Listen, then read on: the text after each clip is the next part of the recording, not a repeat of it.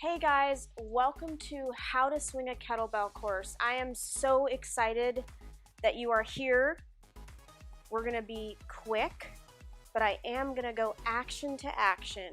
And we're gonna cover as many steps as possible in a very concise way. And many of you are here today who have never even swung a kettlebell. That no matter how good you are, you can always learn something.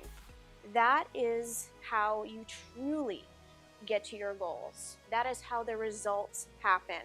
It's not just about quickly learning something, it's about really spending time seeing how your body moves. I can't tell you how many people have come to me who've been swinging a kettlebell, say for example, 3 to 5 years on their own. Maybe they learned from an instructor, maybe they learned on their own.